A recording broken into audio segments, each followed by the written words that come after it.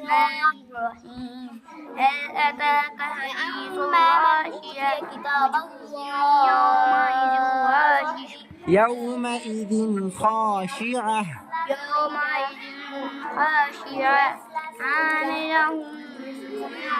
عاملة ناصبة